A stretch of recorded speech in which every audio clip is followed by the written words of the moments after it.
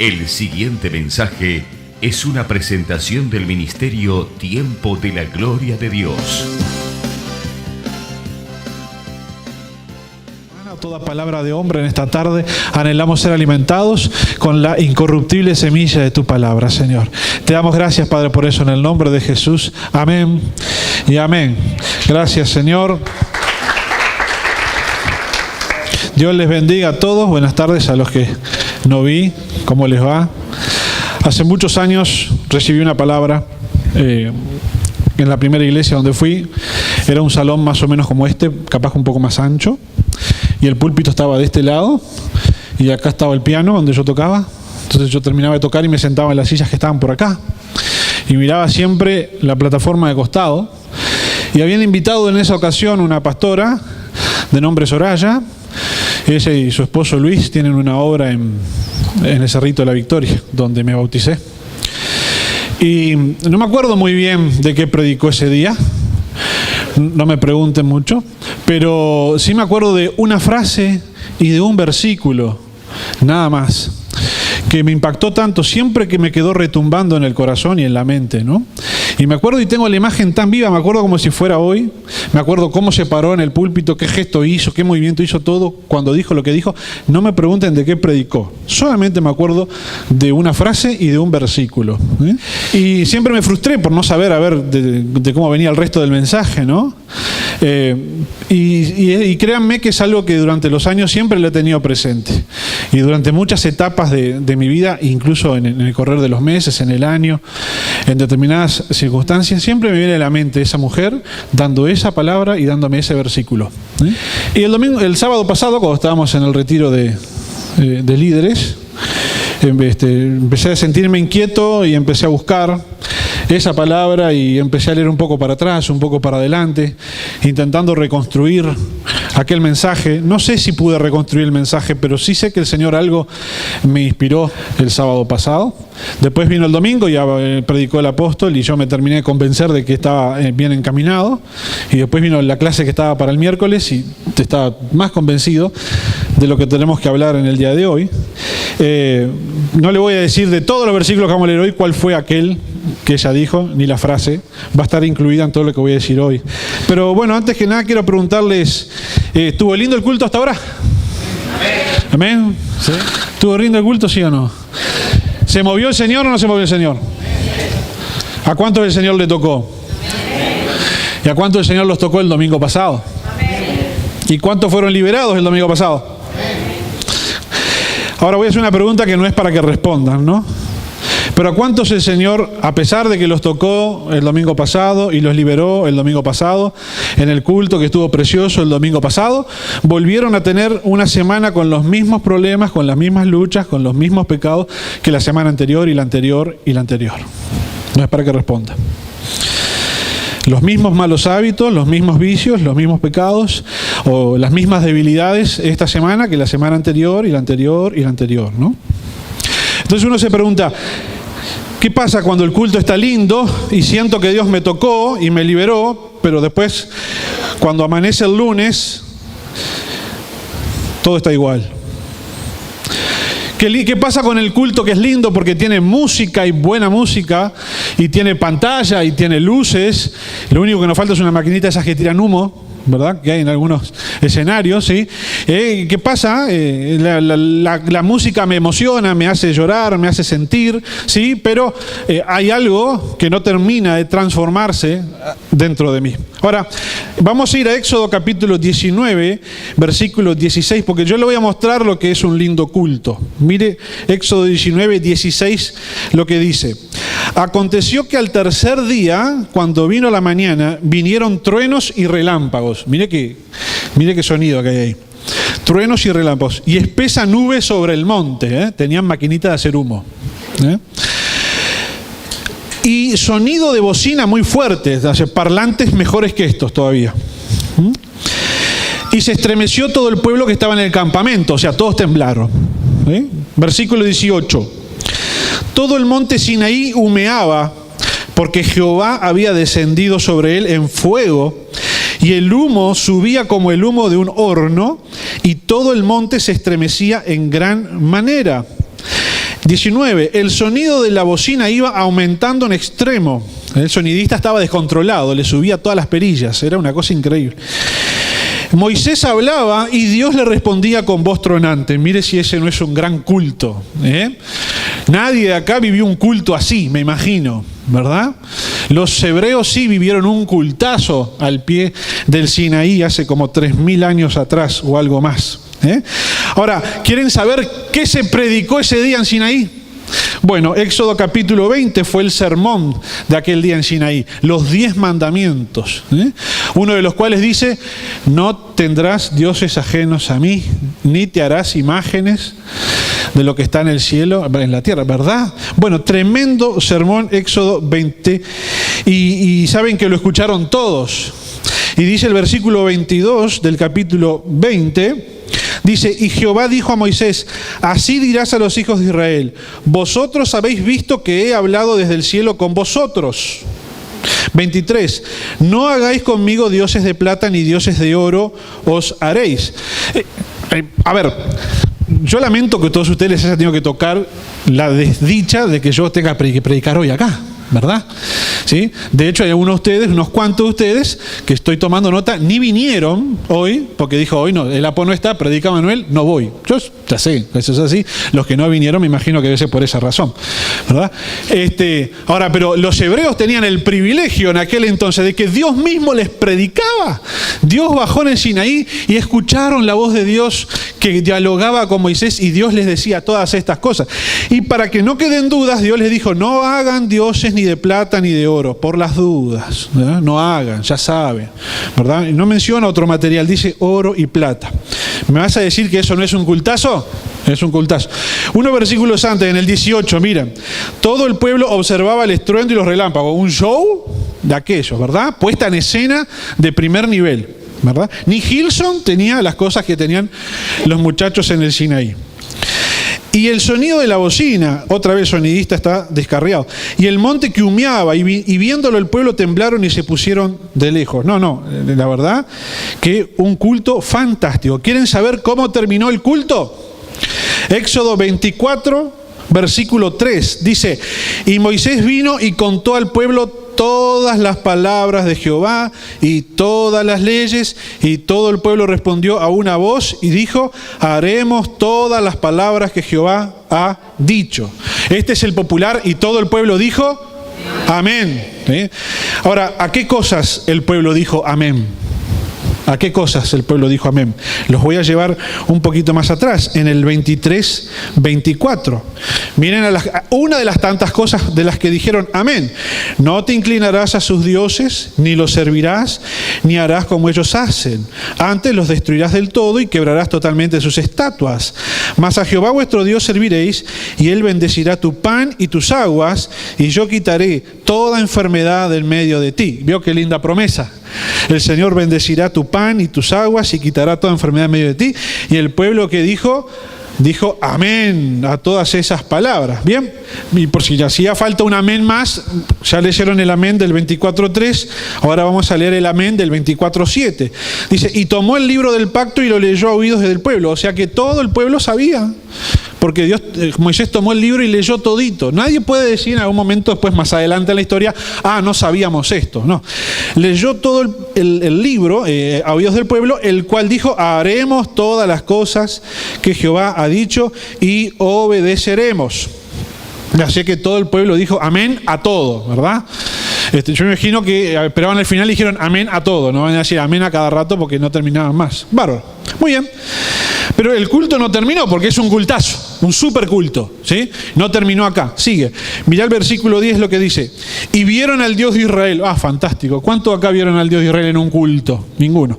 Miren qué culto que tuvieron los hebreos. Y vieron al Dios de Israel, y había debajo de sus pies como un embaldosado de zafiro, semejante al cielo cuando está sereno. Imagínense, ¿no? El monte.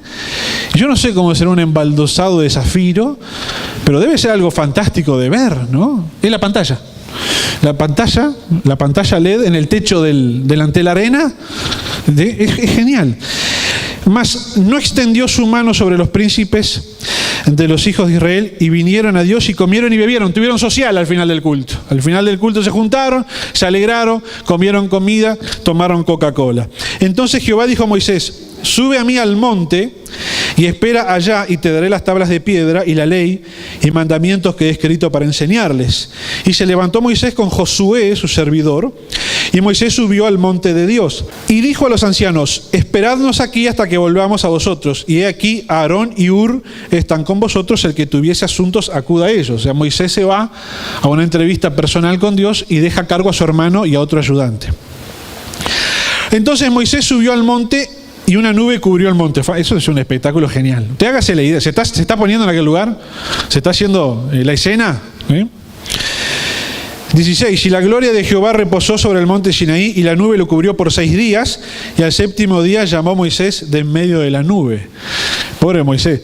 Estuvo 6 días esperando, y al 7º día lo atendió. Ahora sí puedes venir. Y uno se queja de la mutualista de uno, ¿no? Y la apariencia de la gloria de Jehová era como un fuego abrasador en la cumbre del monte a los ojos de los hijos de Israel. Y entró Moisés en medio de la nube y subió al monte, y estuvo Moisés en el monte 40 días y 40 noches.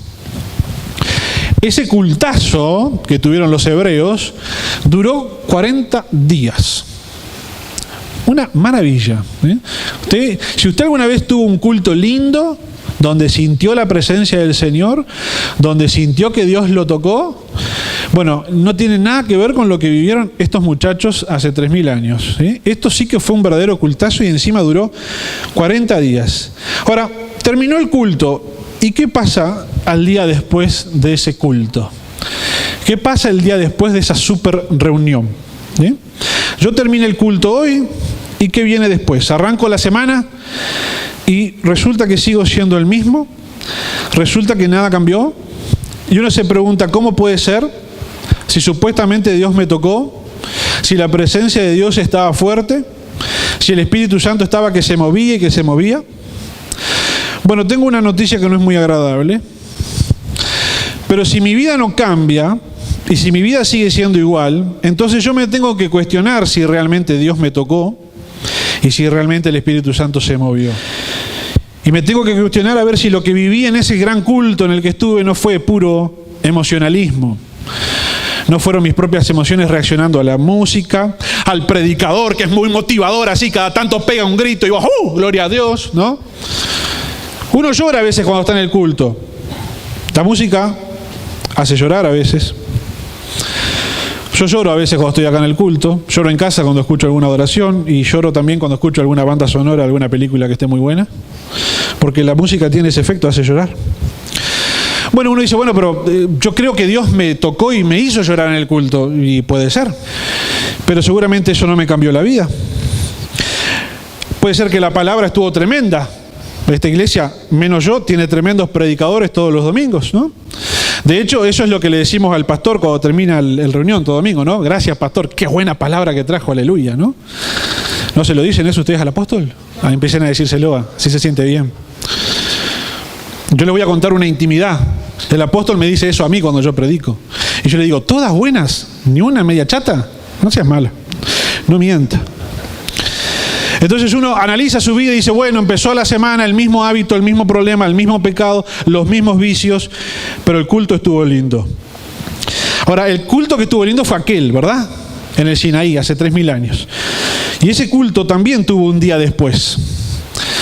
Para los hebreos también hubo un día después del culto. Así como nosotros también tenemos un día después.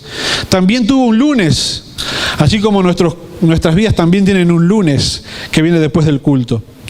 Un lunes en el que todo el mundo se levantó y se chocó con la dura realidad de que las vidas estaban tal cual estaban el domingo a las 6:05 antes de entrar a la iglesia. En el caso de algunos de ustedes a las 6:15 porque entran más tarde. Está lo mismo en nuestro interior, es el mismo temperamento, es la misma personalidad, son las mismas tendencias al mismo pecado, el mismo vicio, todo otra vez igual. Entonces nosotros necesitamos abrir mucho los ojos y no engañarnos a nosotros mismos. Entonces yo me puedo ir de acá pensando qué lindo estuvo el culto, pero si en la semana estoy cayendo otra vez en lo mismo, bueno, entonces el culto no estuvo lindo. Entonces Dios no me tocó. entonces el Espíritu Santo no se movió. Un culto lindo no le cambia la vida a nadie. De la misma manera que aquel culto lindo de Sinaí no le cambió la vida a ninguno de los hebreos que estaban ahí en aquella tarde. Y te voy a mostrar lo que pasó, pasados los 40 días de ese culto. Mirá lo que pasó al día siguiente del culto. Viendo el pueblo que Moisés tardaba en descender del monte, se acercaron entonces a Aarón y le dijeron: levántate, haznos dioses que vayan delante de nosotros, porque a este Moisés, el varón que nos sacó de la tierra de Egipto, no sabemos qué le haya acontecido. ¿Y acá qué fue lo que hicieron? El becerro de oro, ¿se acuerdan, no? Hace un rato Dios le dijo: no me hagan imagen ni de plata ni de oro. Bueno, dice la tradición oral hebrea, que se llama el Talmud, que el retraso que Moisés tuvo para bajar del monte fueron de 6 horas. Amaneció el día 41 y esperaban que Moisés bajara al amanecer, y bajó cerca del mediodía. ¿Sí? Así que con 6 horas nada más de retraso entre comillas, los hebreos se desesperaron, y la ansiedad siempre nos conduce a actitudes radicales y por lo general siempre equivocadas. Se los voy a repetir. La ansiedad siempre nos lleva a actitudes radicales y por lo general siempre equivocadas. No hubo nadie en aquel monte que se sentara a pensar un poco que Dios los había sacado de Egipto, a pensar en las plagas, cómo fue que abrió el Mar Rojo, cómo le cerró el mar cuando estaban los egipcios adentro, cómo endulzó las aguas amargas, cómo les daba maná todos los días, porque a esa altura ya estaban comiendo de arriba, cómo vencieron a Amalek en el camino. Nada de eso hizo efecto en la vida de los hebreos. Aun si un rato habían dicho amén a todo y habían prometido: no vamos a hacernos ídolos ni de oro, ni de plata, ni de nada. Y fue lo primero que hicieron. Nosotros hoy en día en el siglo XXI, para mí esto de que hayan hecho el primer pecado a las 6 horas, para mí ya es un récord, ¿verdad? Porque nosotros por lo menos esperamos a que amanezca el lunes, y allá el lunes de tarde, por ahí nos cae un mensaje, un hermano: me pasó esto. Bueno, duró un día. Por lo menos le duró casi 24 horas. Pero estos hebreos se pasaron. 6 horas después que terminó el superculto, cometieron el mismo pecado que venían cometiendo desde hacía siglos. Porque ya hemos estudiado que el pecado que Israel cometía en Egipto, razón por la cual fueron esclavizados, era la idolatría. Así que el superculto no cambia a nadie. Las experiencias extraordinarias no cambian a nadie. Ahora, nos preguntamos, bueno, si esto es así, ¿para qué venimos a la iglesia? Si esto es así, entonces, ¿para qué tenemos un templo? ¿Sí? Y quiero decirles, les voy a leer yo, en Hechos 17:24, mire lo que dice Pablo. Dice: el Dios que hizo el mundo y todas las cosas que en él hay, siendo Señor del cielo y de la tierra, no habita en templos hechos de manos humanas, ni es honrado por mano de hombres como si necesitase de algo, pues Él es quien da a todos vida, aliento y todas las cosas.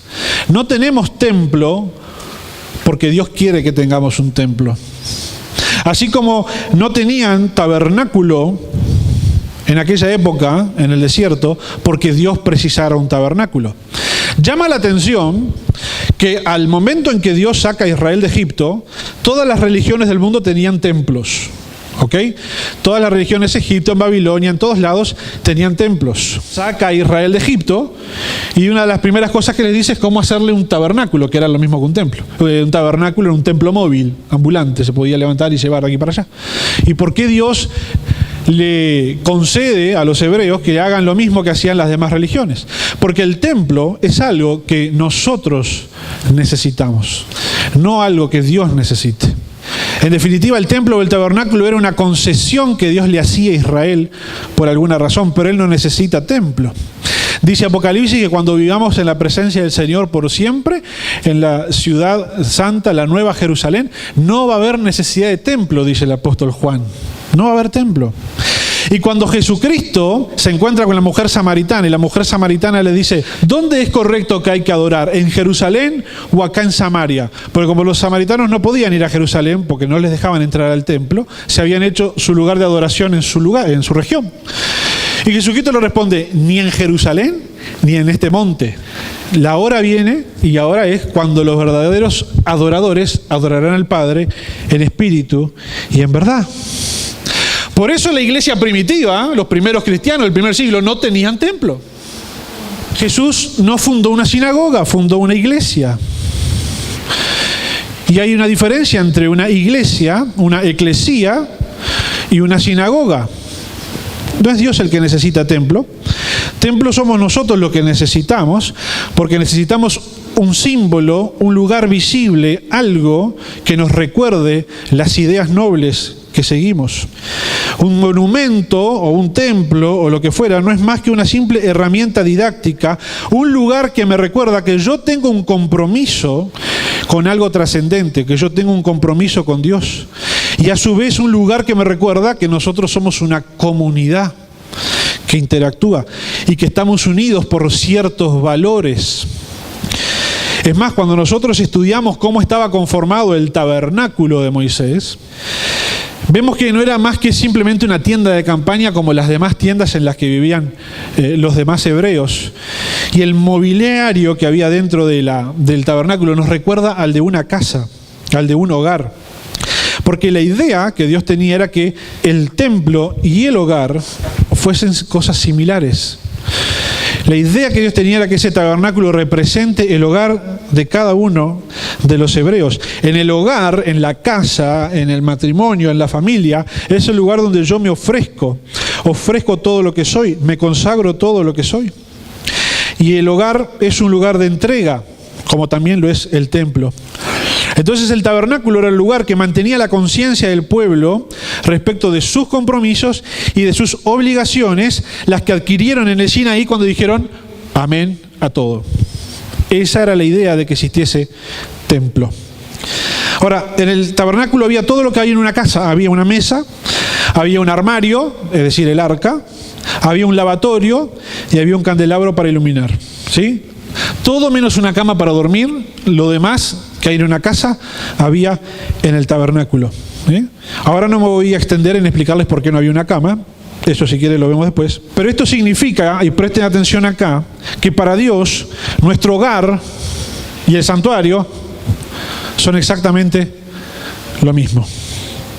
Así que mi obligación como padre del hogar, como sacerdote de mi casa, es lograr que mi casa tenga el mismo grado de pureza, de espiritualidad y de justicia que tiene el templo. Que me comporte en mi casa con la misma forma en que me comporto cuando estoy acá en el templo. Vieron que hay gente que dice, no, estoy en el templo, esto no lo hago. En la casa tampoco. Porque el templo para Dios y la casa son lo mismo. Yo tengo que poder sentirme como si estuviese en casa cuando estoy en la iglesia, y me tengo que poder sentir como cuando estoy en la iglesia cuando estoy en casa. El problema es que a veces algunas personas se sienten como demasiado en casa cuando están en la iglesia y no. Claro. Ahora, ¿qué pasa cuando yo me alejo del templo? ¿Qué pasa cuando me alejo del tabernáculo? ¿Qué le pasa a la gente cuando se aleja de la iglesia y cuando no viene más? Yo quisiera que alguno de ustedes me dé un ejemplo de una sola persona que, apartada de la iglesia, logra mantener su vida en santidad. Uno, con nombre y apellido. Yo solamente conozco algún caso de alguna hermana muy ancianita que por sus problemas de edad no puede salir de casa, que digamos no va a la iglesia, pero se mantiene en santidad. Así, casos muy aislados que se ven por ahí. Pero gente que se aleja de la iglesia y que se mantiene en santidad, ninguno. Y busquen ejemplos. Viene la depresión, después viene el consumo problemático de drogas, el embarazo no planificado, ¿sí? La vida en concubinato, yo qué sé, lo que fuese, para todas aquellas personas que se alejan del lugar que les recuerda cuál es su compromiso, que los aleja del lugar que les recuerda con qué se prometieron y cuáles son sus obligaciones y a qué cosas dicen amén. Ahora, ¿cuál es el riesgo? ¿Cuál es el riesgo del culto lindo?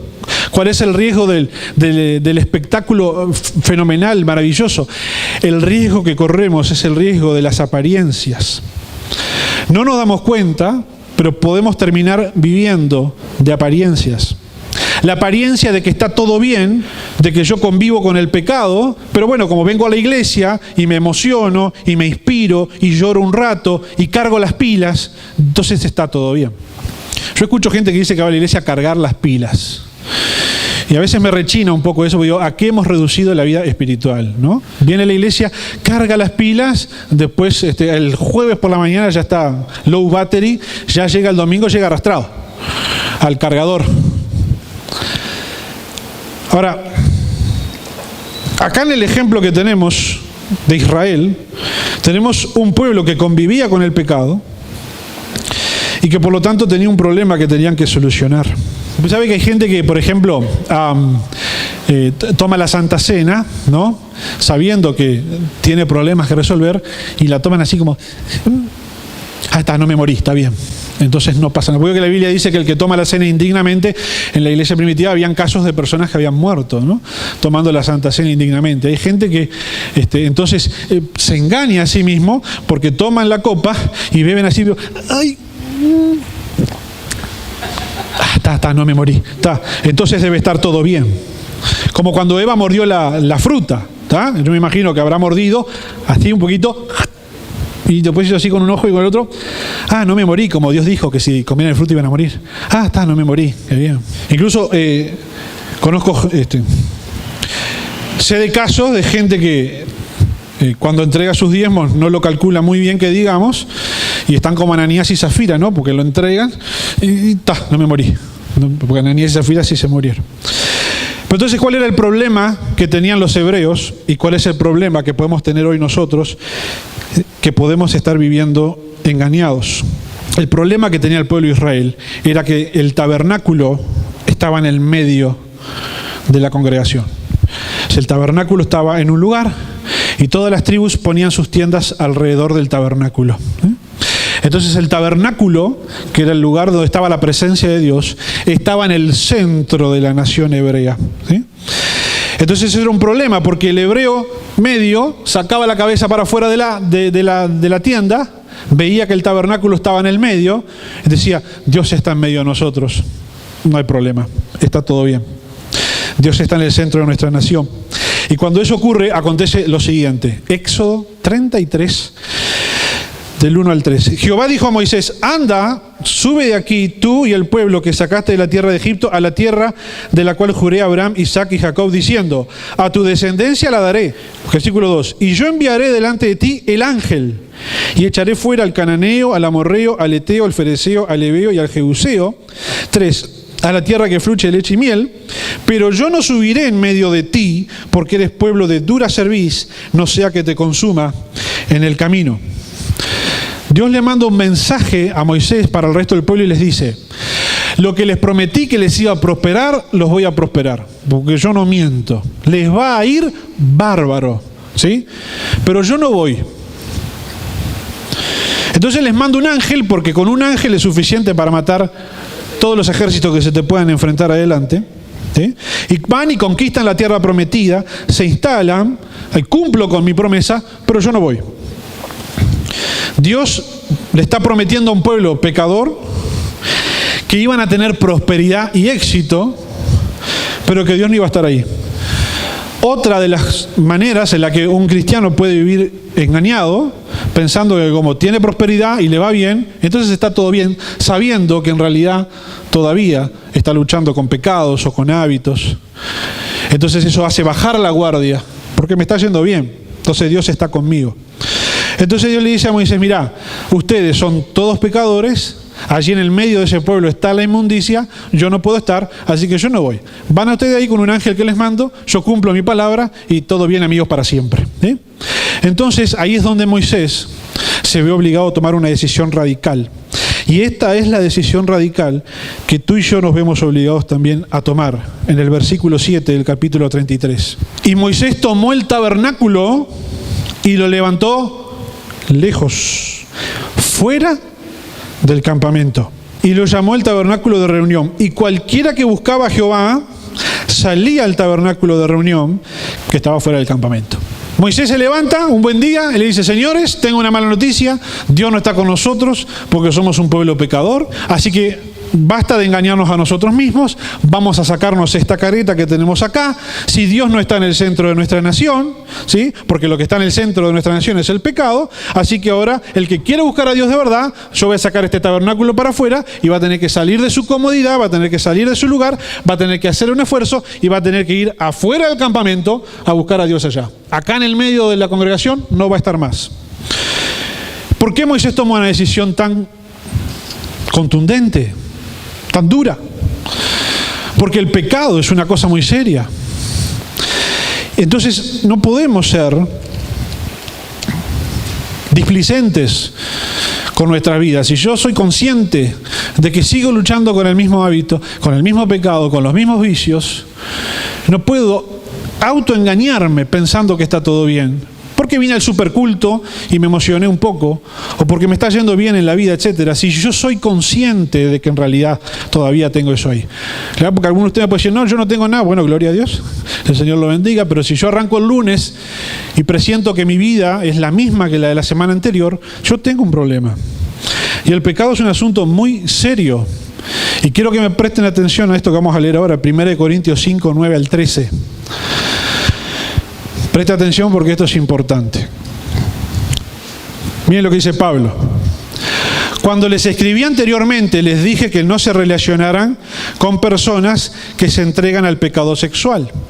Pero no me refería a los incrédulos que se entregan al pecado sexual, o son avaros, o estafadores, o rinden culto a ídolos.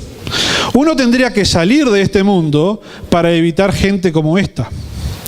Lo que quise decir es: no se relacionen con ninguno que afirma ser creyente y aún así se entrega al pecado sexual, o es avaro, o rinde culto a ídolos, o insulta, o es borracho, o es estafador. Ni siquiera coman con esa gente. No es mi deber juzgar a los de afuera, pero sí es responsabilidad de ustedes juzgar a los que son de la iglesia y están en pecado. Esta es para los que dicen que no hay que juzgar. Dios juzgará a los de afuera, pero como dicen las Escrituras, quiten al malvado de entre ustedes. Acá Pablo está siendo muy contundente, radical, directo. Le está diciendo a los hombres que estamos casados: ojito con poner un dedo encima de una mujer que no sea la nuestra. Y le está diciendo a los hombres que están solteros, separados o divorciados: ojito con poner un dedo encima de cualquier mujer. Porque el pecado es una cosa seria y el infierno también.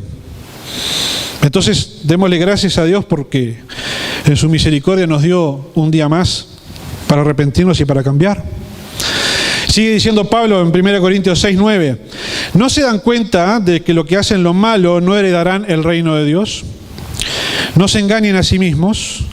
Los que se entregan al pecado sexual, o rinden culto a ídolos, o cometen adulterio, o son prostitutos, o practican la homosexualidad, o son ladrones, o avaros, o borrachos, o insultan, o estafan a la gente, ninguno de esos heredará el reino de Dios. Versículo 18. Huyan del pecado sexual. Ningún otro pecado afecta tanto el cuerpo como este, porque la inmoralidad sexual es un pecado contra el propio cuerpo. ¿No se dan cuenta de que su cuerpo es el templo del Espíritu Santo que vive en ustedes y les fue dado por Dios? Ustedes no se pertenecen a sí mismos, porque Dios los compró a un alto precio. Por lo tanto, honren a Dios con su cuerpo. Es imposible que la gloria de Dios obre a través de nuestras vidas con un cuerpo contaminado. Ahora, les voy a hacer una representación de cómo funciona el pecado. Le voy a pedir a Claudio que me ayude. Perdóname, Claudio, que te voy a tratar de... Vas a representar el pecado hoy. Ayúdame con esto. Él va a ser de pecado en esta obra teatral, ¿sí? Yo estoy esclavizado por el pecado. El pecado me tiene agarrado. Me va a llevar a donde él quiera ahora, en un ratito, aguantá, ¿sí? ¿Sí? Llévame por donde... Yo me voy a resistir en un momento, pero vos tenés que ser más fuerte que yo. No rompamos nada, ¿está? Así es como funciona el pecado. Dale.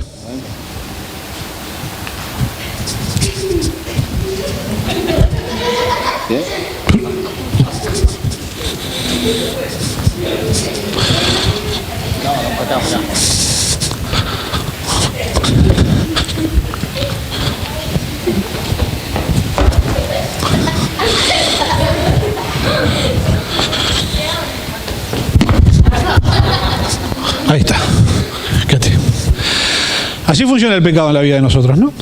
Bien. Pero ahora viene Cristo y me libera del pecado, amén. Le pedí a mi esposa que haga de Cristo, ¿verdad? Le pedí que haga de Cristo y me va a liberar del pecado, ¿sí? Ahí está, me liberó del pecado, de este otro pecado, de este y de este, de todos, ¿sí? Y yo estoy libre en Cristo, ¿ok? ¿Sí? Ahora, antes de que se vaya, lo voy a agarrar yo. Porque en algún momento... No, yo te agarro, vos a mí no. Porque en algún momento me satisfizo a mí. En algún momento sació alguna sed de mi interior, como le dijo Jesús a la mujer samaritana: estás bebiendo siempre la misma agua, vas a volver a tener sed. Y como alguna vez sació mi sed, yo no lo voy a alargar. Pero Cristo me liberó. Yo soy libre del pecado. ¿Vieron que soy libre? ¿Vieron que esto lo hago porque quiero? Entonces, claro, yo vine el domingo pasado a la iglesia y el Señor me liberó. Y el lunes, cuando arrancó la semana, hice esto de vuelta.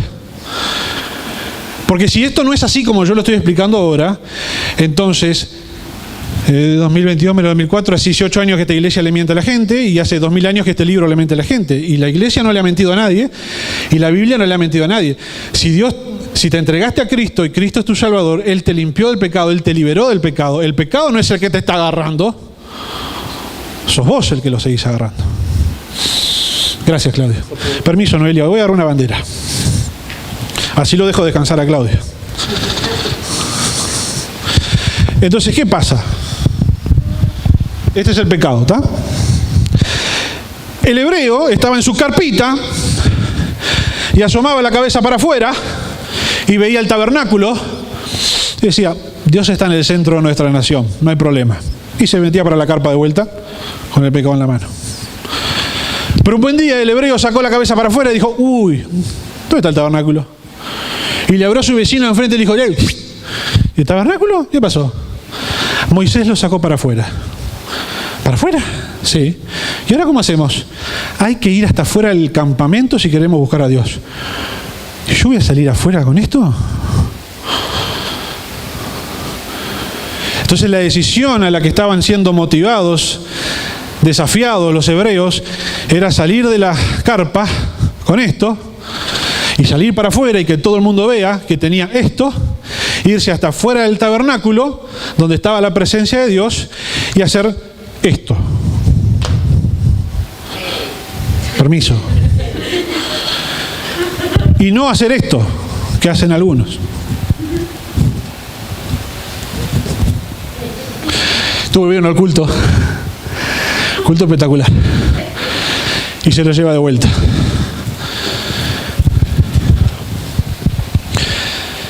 Si Dios entonces no me libera, entonces esto es todo un juego. Y no es un juego. Dios me liberó del pecado. Ahora soy yo el que por alguna razón todavía tengo eso agarrado ahí. Y mientras yo tenga eso agarrado ahí, por más supercultos que tenga, por más experiencias que atraviese, por más que me tiemble el cuerpo, yo qué sé, voy a seguir luchando con lo mismo. Entonces yo vengo al culto con esto y alabo al Señor y estoy re contento porque salto y bailo. Y después en la adoración lloro un poco porque me emociona. El pastor predica y qué buena palabra. Después paso adelante para que oren por mí. Entonces acá oro por mí, ¿viste? Y tiemblo un poquito, ¿viste? Que hacen esto. Después, ¡pum!, me caigo. ¡Qué cosa impresionante! Acá, miren lo que tengo acá, ¿eh? Sigue, ¿no? El Señor así, qué maravilla, ¿no? Después me levanto. ¡Qué culto enorme que tuvimos! ¡Gloria a Dios, aleluya! Y me voy para casa. Todavía con esto. Ahora, el pueblo de Israel en un momento se tuvo que enfrentar a ese desafío. De decir, resulta que Dios no está más en el centro. Resulta que ahora tengo que salir afuera. Resulta que tengo que dejar mi comodidad. Resulta que tengo que hacer un cambio de un hábito. Resulta que tengo que hacer un esfuerzo. Resulta que ahora tengo que ser honesto conmigo mismo. No se trata de que usted sea honesto con todo el mundo. Acá nadie quiere ventilar las cosas de nadie. Acá se trata de que usted pueda ser honesto con usted mismo y no seguir viviendo agarrado de esto, ¿eh? porque estoy engañado de que está todo bien, porque el culto estuvo lindo, porque me emocioné, porque lloro, porque hablo en lenguas. Dios no estaba en el centro del campamento, el tabernáculo ya no estaba ahí. Es decir, Dios no tenía problema en sacarle todo aquello que para los hebreos era una suerte de fetiche de que estaba todo bien. Hubo un momento en el que los hebreos decían, ¡pah! No pasa nada, está todo bien porque tenemos el arca está con nosotros, no hay problema.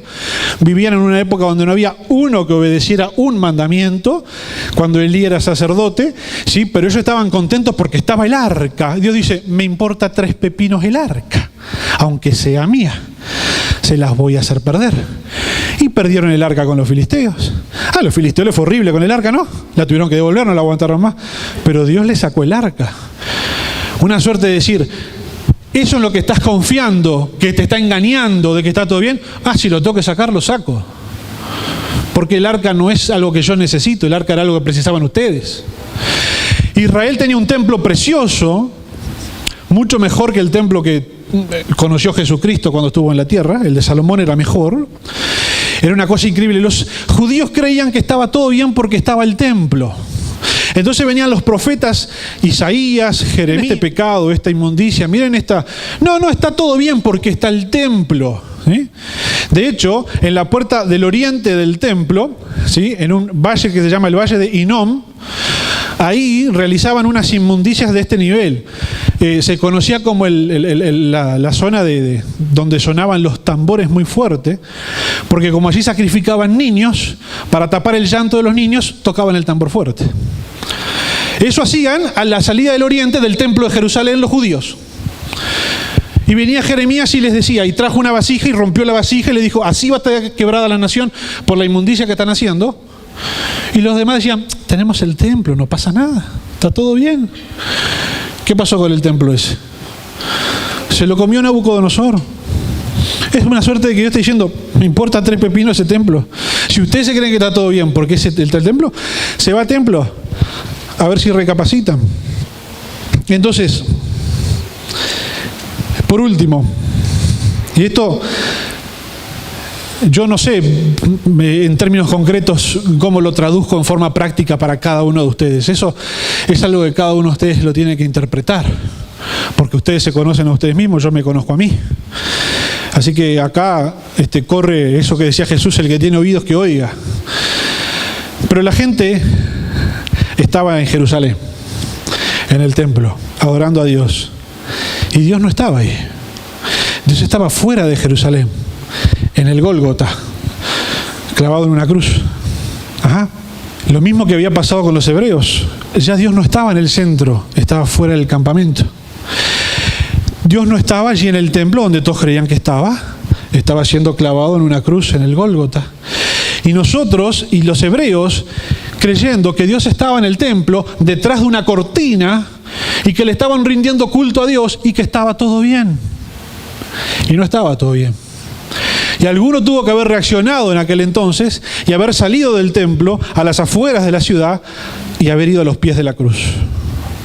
Tú y yo lo que tenemos que hacer hoy es salir afuera de Jerusalén, ir a los pies de la cruz y arrojar ahí lo que todavía tenemos agarrado con la mano. ¿Por qué? Porque para eso el Señor nos liberó el domingo pasado. Para eso el Señor habló de Lázaro y de un muerto que revivió y que volvió a la vida, y un muerto que le quitaron las vendas, que ya no tenía ataduras. Y después el miércoles hablamos de que muera el hombre viejo y que nazca el hombre nuevo. Y dijimos, niéguese a sí mismo, tome su cruz y siga al Señor. Entonces, necesitamos ir simbólicamente. Quizás lo hacemos hoy como un acto profético. No vamos a ir a ningún lado, se van a quedar donde están. Pero vamos a ir a ese Gólgota, donde está la cruz, a entregar nuestro viejo hombre, los pecados y las cosas que yo todavía tengo agarradas. Porque Dios ya me liberó. O te convertiste, te liberó. Fuiste al encuentro, te liberó. Viniste el domingo pasado, te liberó. No hay que hacer lo mismo todo el tiempo. Ya se hizo una vez. Y Dios no falla cuando hace las cosas. No es sigo atado al pecado. No es sigo atado al pecado. Ya te liberó el Señor. Y vas a ir a esa cruz donde te vas a negar a vos mismo, por eso vos vas a entregar el hábito, el pecado, el vicio, lo vas a entregar ahí. Vas a tomar tu cruz y no te vas a quedar ahí, porque ahí tampoco está Jesús. Ya se bajó y empezó a andar. Por eso dice, tome la cruz y sígame, porque el hombre no está allí estancado. Con esto, miren, nosotros ahora vamos a hacer una oración.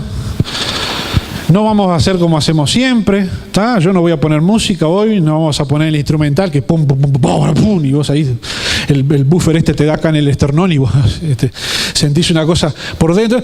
Vos vamos a hacer la oración más sobria que se ha hecho en la historia. Y en silencio. Yo con esto, ojo, no estoy queriendo decir que estoy en contra de que usemos música, instrumentos, luces, pantalla, todo cuando rendimos culto a Dios. A mí me parece que está muy bien que utilicemos todos los recursos que tengamos para rendirle culto a Dios con lo mejor que tenemos, ¿sí? Este mensaje es para que, no de lo que nosotros hacemos, sino de lo que nosotros percibimos. Este es un mensaje de despertar, de que yo no me sienta engañado, de que yo no reciba un mensaje equivocado por lo que veo, por lo que me muestran mis ojos o por lo que perciben mis sensaciones y mis emociones. ¿Tá? En la medida en que yo me conozco a mí mismo y sé que salgo de acá y todo lo que dije proféticamente acá adentro, después no se ve. ¿Okay? De no dejarme engañar por eso. Queda claro, ¿no? Entonces vamos a hacer una oración, la vamos a hacer en silencio. Yo les voy a dar algunos segundos para que piensen y mediten y después vamos a orar y después sigo, ¿está? No termino acá, ¿ok? Pero no se levante, quédese ahí donde está, incline el rostro y empiece a meditar, empiece a pensar dentro de usted mismo. Usted sabe cuáles son las luchas que usted sigue teniendo, las debilidades con las que sigue luchando, y yo sé las mías. Medite un poco en ellas ahora. Y acompáñeme desde su interior con una oración. Señor, te damos gracias en el nombre de Jesús. Gracias por el privilegio de estar en tu casa. Gracias, Señor, por el privilegio de entrar en el lugar santísimo. Porque así todo como estamos, podemos entrar al lugar santísimo porque es tu sangre la que nos permite entrar. Señor, perdona nuestros pecados. Hoy hemos decidido que vamos a salir de la tienda, que vamos a salir del medio de la ciudad y estamos yendo hacia afuera en esta hora, Señor. Proféticamente estamos yendo hacia afuera, estamos yendo al Gólgota. Señor, yo me veo aquí en los pies de tu cruz y quiero entregarte mis pecados. Yo sé cuáles son los míos, mis hermanos saben los de ellos, en este momento los estamos mencionando mentalmente. Yo te entrego ahora mis debilidades, Señor. Reconozco que las agarré de vuelta cuando me liberaste. Reconozco, Señor amado, que me costó soltarlo, que me encontraba muy apegado a ello. En algún momento eso me hizo bien, me satisfizo, me engañó, como es el pecado, pero yo quiero que corran tus ríos de agua viva en mi interior. Yo quiero que sea tu espíritu el que sacie mi sed. Entonces ahora, Señor amado, yo entrego todo esto en tus pies, a los pies de la cruz, donde todo queda y donde todo pasa. Y me levanto para seguirte a ti, Señor. Y este compromiso hago todos los días. Me levanto de mañana, saco la cabeza de la carpa, veo que el tabernáculo no está y me voy hasta fuera del campamento. Cada día me voy hasta fuera del campamento. Todos los días a partir de ahora voy a hacer ese esfuerzo. Me voy a ir hasta fuera del campamento, me voy a entregar mis pecados, voy a ir a entregar mis hábitos y voy a ir a entregar todos mis vicios, mi falta de temperamento, lo que sea, Padre Celestial, que aún es de la vieja naturaleza. Me voy hasta fuera del campamento porque allá está el Gólgota, allá está la cruz y los clavo allí. Me levanto y te entro a seguir todos los días. Gracias te doy, Señor, porque tú eres misericordioso. En el nombre de Jesús. Amén. Amén. Éxodo 33, 12. Después de que había pasado toda la calamidad, dijo Moisés a Jehová: mira, Tú me dices a mí, saca a este pueblo, y tú no me has declarado a quién enviarás conmigo. Sin embargo, tú dices, yo te he conocido por tu nombre y has hallado también gracia en mis ojos. Ahora pues, si he hallado gracia en tus ojos, te ruego que me muestres ahora tu camino, para que te conozca y halle gracia en tus ojos, y mira que esta gente es pueblo tuyo. Y él le dijo, mi presencia irá contigo y te daré descanso. Y Moisés respondió, si tu presencia no ha de ir conmigo, no nos saques de aquí. Y esta es la oración que tenemos que hacer todos los días. No me conforma el aviso que me mandó de que me iba a mandar un ángel y que me iba a ir todo bien. Es más, no me importa si me va bien o mal. Lo que me importa es que si va a ir conmigo o no va a ir conmigo. Si tu presencia no ha de ir conmigo, no nos saques de aquí. ¿Y en qué se conocerá aquí que he hallado gracia en tus ojos, yo y tu pueblo, sino en que tú andes con nosotros y que yo y tú y tu pueblo seamos apartados de todos los pueblos que están sobre la faz de la tierra? Y Jehová dijo a Moisés, también haré esto que has dicho, por cuanto has hallado gracia en mis ojos y te he conocido por tu nombre. Él entonces dijo, te ruego que me muestres tu gloria. 34:5. Y Jehová descendió en la nube y estuve allí con él proclamando el nombre de Jehová. Y pasando Jehová por delante de él, proclamó, Jehová, Jehová, fuerte, misericordioso y piadoso, tardo para la ira y grande en misericordia y verdad, que guarda misericordia a millares, que perdona la iniquidad, la rebelión y el pecado. ¿Cuánto dice gloria a Dios? Dios perdona. Y que de ningún modo tendrá por inocente al malvado, que visita la iniquidad de los padres sobre los hijos y sobre los hijos de los hijos hasta la tercera y cuarta generación. Entonces Moisés, apresurándose, bajó la cabeza hacia el suelo y adoró. Y dijo, si ahora, Señor, he hallado gracia en tus ojos, vaya ahora el Señor en medio de nosotros, porque es un pueblo de dura cerviz, y perdona nuestra iniquidad y nuestro pecado, y tómanos por tu heredad. Y Dios contestó, he aquí, yo hago pacto delante de todo tu pueblo, haré maravillas que no han sido hechas en toda la tierra, ni en nación alguna, y verá todo el pueblo en medio del cual estás tú, la obra de Jehová, porque será cosa tremenda la que yo haré contigo. Démosle gracias al Señor por esta palabra. Después de que el pueblo se arrepintió y que Moisés le pidió perdón al Señor, el Señor renueva el pacto con su pueblo y les dice, sí, están perdonados, mi gloria va a ir con ustedes y voy a hacer algo tan tremendo delante de ustedes que no se ha visto en ningún otro lugar. Y si tú quieres que la gloria de Dios vaya contigo, como Moisés dijo, te ruego que me muestres tu gloria. Y si tú quieres que el Señor haga maravillas en tu vida como no se vio nunca, ¿sí? Y que haga cosa tremenda delante de ti, pues entonces está el desafío en tu cancha, está el desafío, está todo en tus manos. Se trata de salir fuera del campamento, entregar eso en los pies de la cruz cada día y venir delante del Señor y decir, Señor, no me importa nada de lo que tengo necesidad ahora, solo me importa que tu presencia vaya conmigo. Y el Señor misericordioso perdonó a su pueblo y anduvo delante de su pueblo haciendo maravillas, como perdona a cada uno de nosotros y anda delante de nosotros haciendo maravillas. Amén.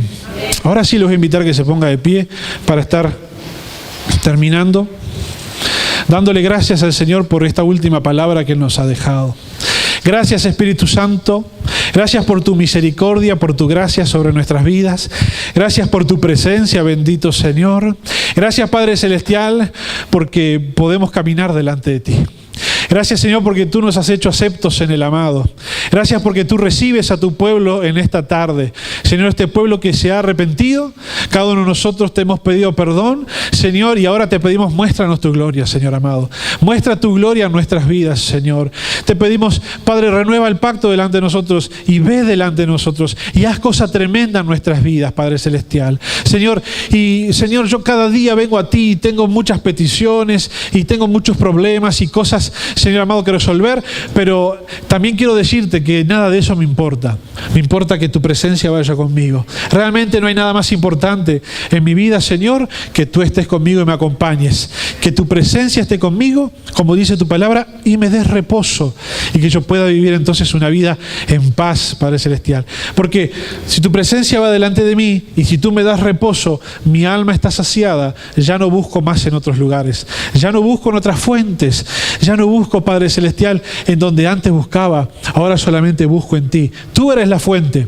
Tú eres la fuente de agua viva que brota de mi ser. Tú eres, Padre Celestial, la fuente que sacia mi sed, de manera que no tenga sed nunca más. Y te doy gracias por eso. Señor, bendice este pueblo en esta noche. Con tu sangre preciosa hemos sido rociados, Señor, en esta tarde, y hemos sido limpios de nuestros pecados, y hemos sido libres, Padre Celestial. Y con esa libertad, Señor, nosotros en esta noche hemos declarado, Padre, renunciar a todo lo que somos, negarnos a nosotros mismos y tomar tu cruz y seguirte. Señor, bendice este pueblo, encamina este pueblo, Padre Celestial, en esta semana. Realmente, Señor, hoy más que nunca te ruego que tengamos una semana victoriosa, que tengamos una semana donde yo pueda ver que ha cambiado, donde yo pueda ver que realmente me has tocado, donde yo pueda ver, Padre Celestial, que realmente, Señor, se ha transformado mi vida, Señor. Padre, y si yo veo que todavía eso no ocurrió, Señor, entonces no me voy a engañar a mí mismo pensando que está todo bien, Señor, sino que voy a ir a los pies de la cruz cada día. Voy a volver a salir del campamento y voy a volver a rogarte tu ayuda y tu misericordia, porque tú siempre tienes la mano tendida para cada uno de tus hijos, Padre. Te doy gracias, Señor amado, por todo eso, en el nombre de Jesús. Y si ustedes lo creen, digan amén. Amén a todo y denle gloria a Dios.